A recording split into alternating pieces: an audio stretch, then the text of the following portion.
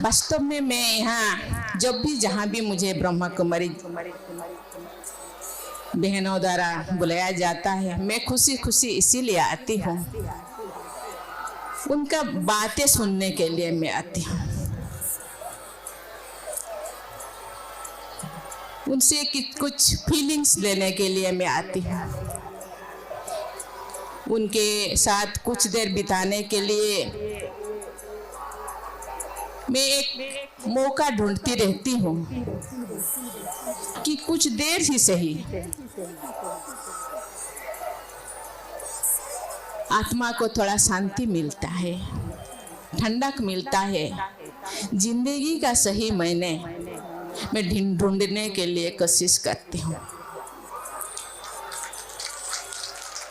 मैं ऐसे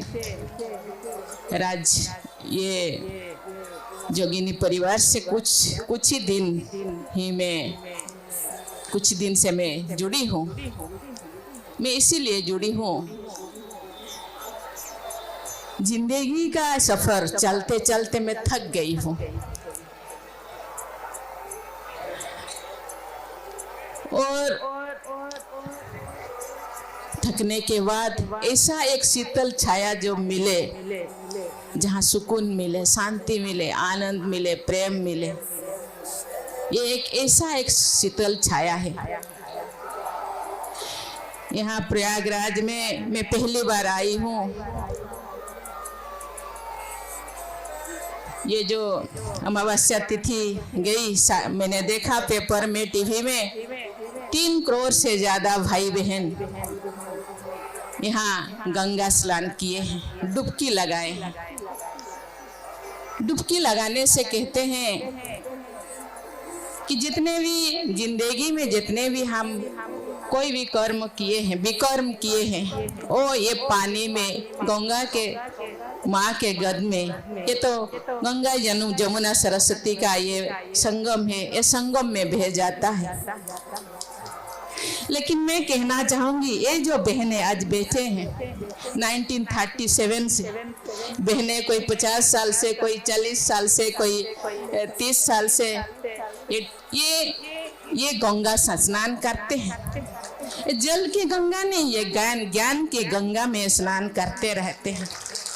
ये डुबकी केवल 5 मिनट या 10 मिनट नहीं, ये डुबकी दिन भर लगाते रहते हैं। आप सोचिए, जो हम 12 साल या 5-10 साल के बाद हम डुबकी लगाते हैं और हम अपने आप को सोचते हैं कि ये मेरे जितने जिंदगी में कोई भी ऐसे विकर्म मैंने किया, ये खत्म हो जाता है, खत्म हो गया। इसीलिए हम इतने उत्साह से, कोई भी इतना बाधा, इतना हार्डल से, इतना बाधा विघ्न को पार करके हम यहाँ आते हैं। लेकिन ये लोग जो 50 साल, 60 साल, 80 साल से डुबकी लगाते हैं, आप सोचे होंगे उनका मन, उनका शरीर कितना पवित्र होगा। तो डुबकी लगाने का ज्ञान का, डुबकी लगाने से जो आज का सब्जेक्ट है बेटर जूरिस्प्रूडेंस, न्याय, अपने आप को न्याय करना। कहा जाता है कि जैसे आकाश में सूर्य देवता एक जगह से अपना प्रकाश फैलाता है, लेकिन पूरा दुनिया प्रकाश मिल रहा है। ऐसे ही ऐसे ज्ञान गंगा में नहाने वाले जहां भी बैठते हैं, उसका प्रकाश, उसका वाइब्रेशन चारों तरफ फैल लेता है।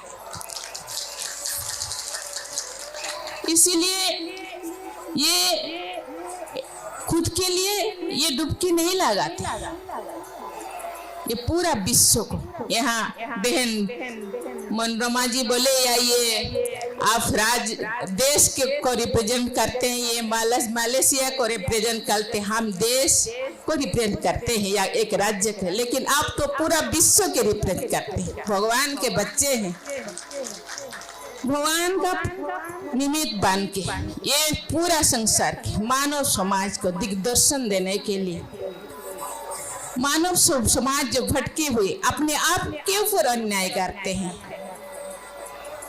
कहा जाता है मनुष्य सच्चिदानंद रूप है, सचित आनंद, यह सत्य के रूप है, आनंद के रूप, आनंद स्वरूप है, सत्य स्वरूप है, प्रेम स्वरूप है।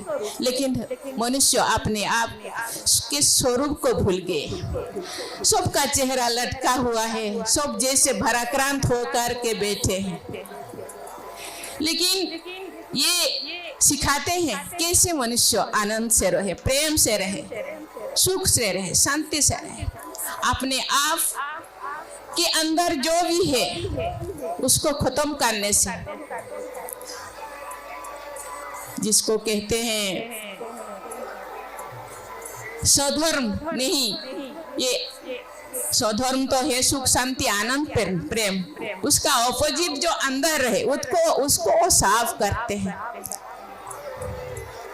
मुझे लगता है अपने आप से कि अंदर जो भी है उसको हम जब खत्म नहीं करेंगे, ये केवल ये गंगा स्नान करना बहुत अच्छी चीज है। कहा जाता है कभी देवता और राक्षसों के बीच जो अमृत का कुंभ जो लड़ाई में थोड़ा गिर गया था, सागर मंथन के टाइम जब अमृत का कुंभ निकल करके जो तो थोड़ा बहुत अमृत यहाँ गिर गया था। लेकिन मुझे लगता है अंदर में जो अमृत है उसको मंथन करके निकालना है, विष जो है उसको फेंकना है।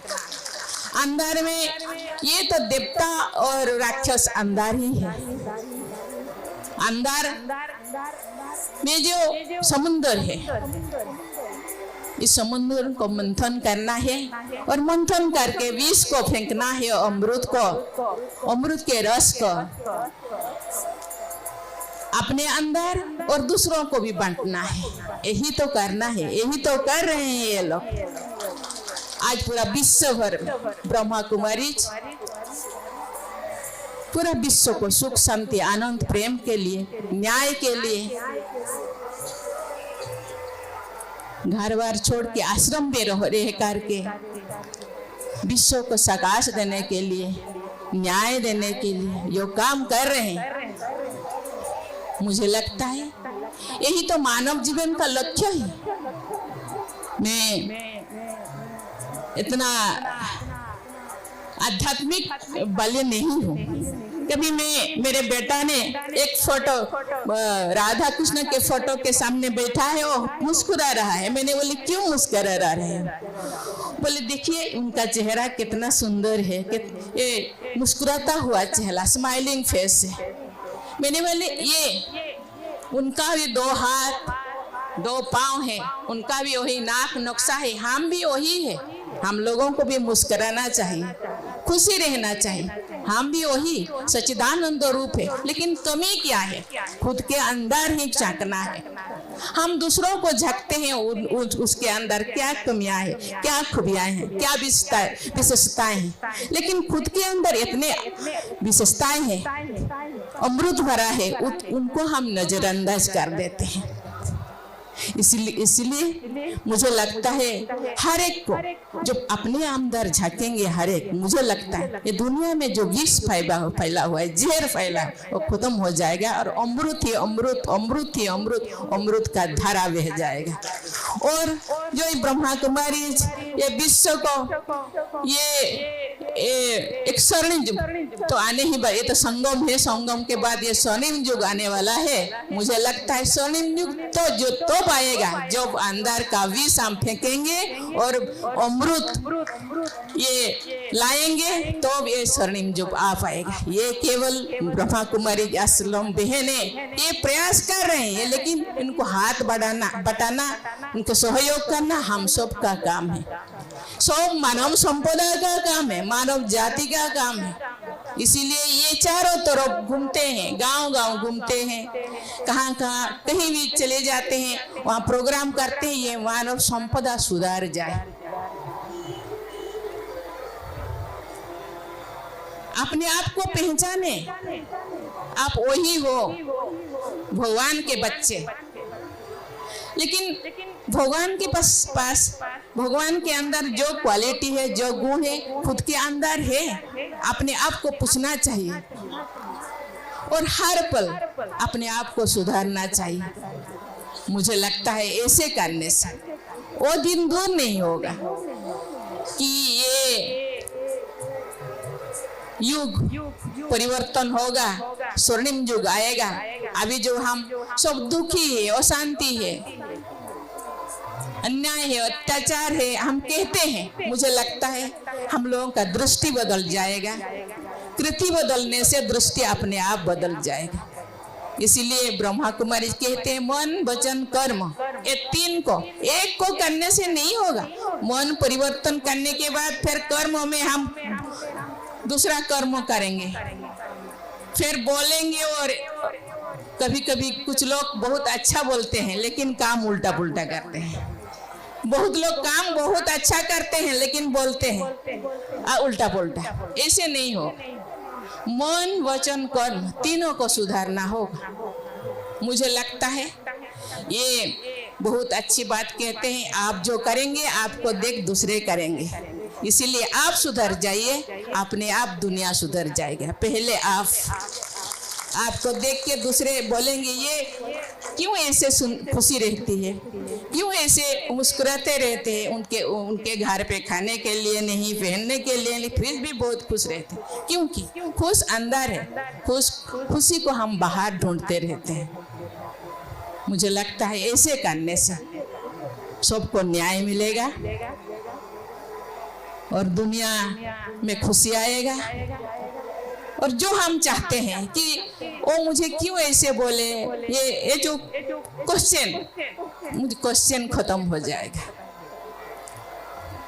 आप लोग आए, मुझे बुलाए और आप लोगों के साथ कुछ समय बिताने के लिए मुझे दो समय दिए, इसीलिए मैं आप लोगों को बहुत बधाई देती हूँ। Thank you.